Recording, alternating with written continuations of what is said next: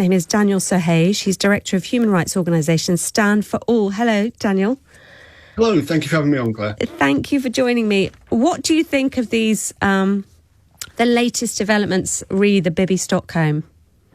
I think it was highly predictable. The health service warned that there was a potential for the barge to carry disease. The government knew this. They run their small boats week this week and wanted to get people on board right at the beginning of it as a big PR stunt, grab headlines. And what's happened is, inevitably, their flagship has turned into a plague ship, effectively. So this was always going to happen. They've been warned about this. They didn't do the checks. They didn't run through everything. The fire brigade warned about health and safety with fire. It doesn't appear they've made any changes to it. They knew this was going to happen. They could have prevented it by taking time. And do you think this might change minds in Whitehall, or do you think they're determined on this course?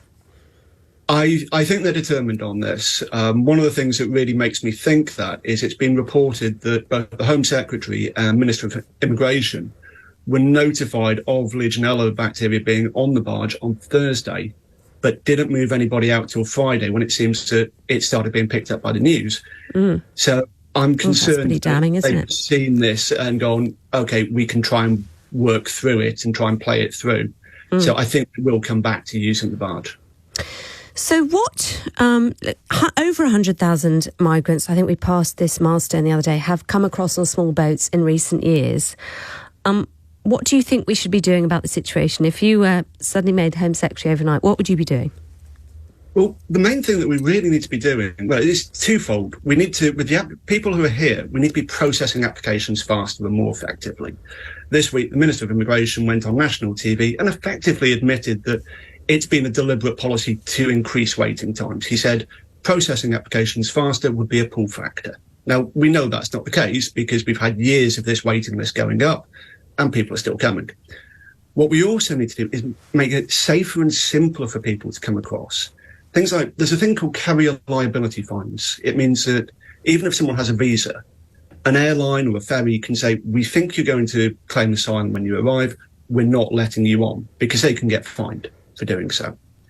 If we remove that sort of thing so people can use more regular routes, come into an airport, approach somebody, get their application sorted, that takes out the incentive for them to need to use these channel crossings. But Daniel, so obviously this is the main answer. This is the main alternative given, is to open up more safe and legal routes for people to come here.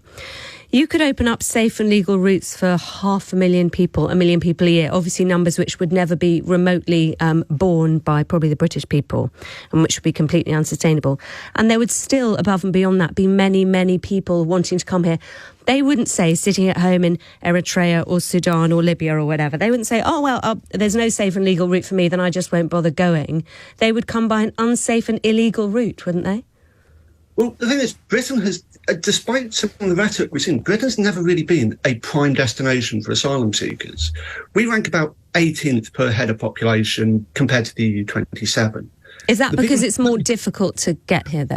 It's because people tend, when they're coming to a country, they come for two main reasons: family ties or because they speak the language. Now, that's the main reasons. And even going back years, we've seen fairly static numbers. We've seen a peak after the pandemic. That was to be expected, recalibration. But it's been fairly static. And it's because Britain's not this main destination for people. We don't actually provide as much support, for example, as France does, where they can get the right to work faster and get slightly more money on allowances when they're allowed that. So it's unlikely we'll see a significant increase in people wanting to come to the UK. What we will see, though... Really, Daniel, but if you were talking about how many people would you permit into the UK per year? Just give me a ballpark figure through a safe and legal route.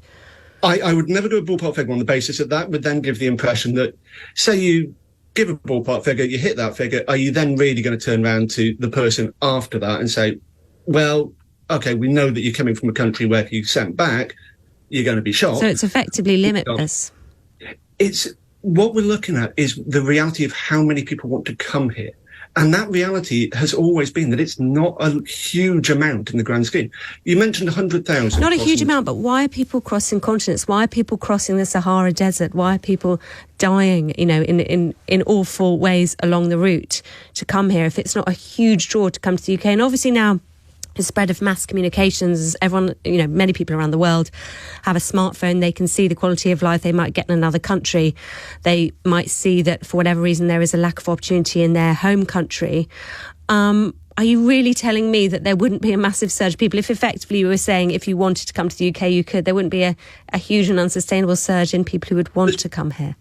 There's been repeated studies on this which show that there wouldn't be. And the Home Office's own analysis how can you study this in theory? I'm interested. You have to run through different figures. You look at different movements across the world. When you have sort of Venezuela, for example, with the refugee, that's one of the second largest refugee crises in the world, one of the most underreported in certain respects.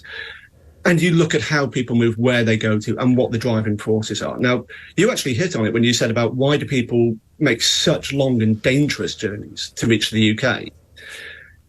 When you're fleeing a country where you've been persecuted by the state, you obviously have a very different sense of safety than you or I would do going on holiday somewhere, for example.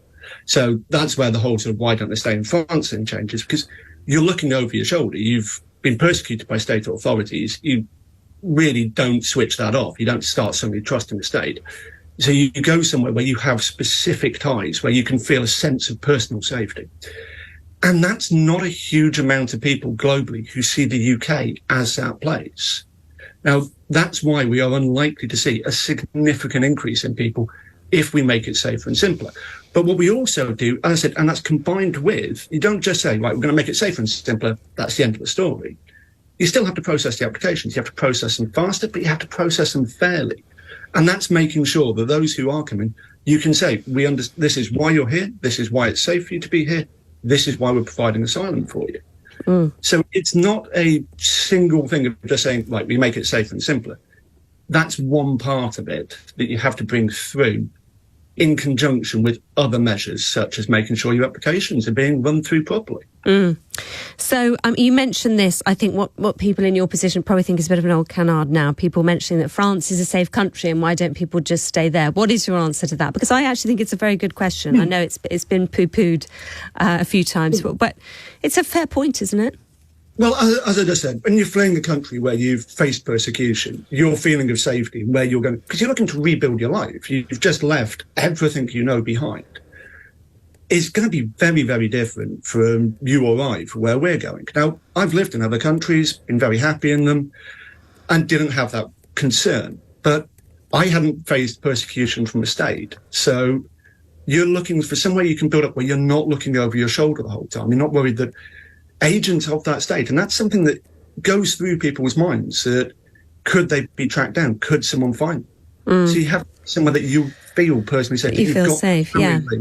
I mean, I think, this is obviously such a polarised debate and people tend to be sort of on one side or the other. I don't want to be in one of those camps at all. I think actually I'd be up for a system in which the UK took a bigger share of responsibility for refugees, along with our European neighbours and cousins, taking people maybe directly from refugee camps overseas. But I am not convinced, as you seem to be, that if we expanded our safe and legal routes, that would stop people coming on unsafe and illegal routes. And that's why I think the government does still need to work on deterring people from making those journeys.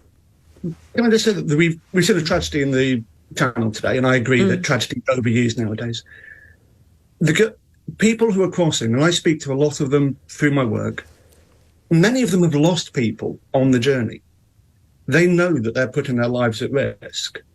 So there is no deterrent that the government could put in place that exceeds the one of, if you make this journey, you could die.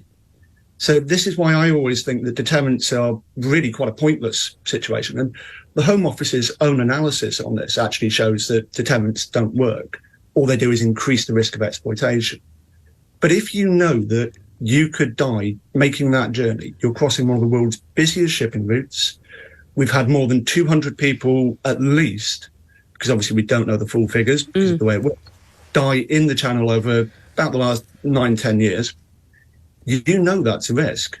Is there anything really that on top of that you could say, well, if we do this, that's going to deter you. Daniel, that's a very good point. It's a very good point. What use is a deterrent such as deportation to Rwanda if even death itself isn't a sufficient deterrent? Yes. Thank you so much for your time, Daniel Sirhage, Director of Human Rights Organisation Stand for All. Thank you.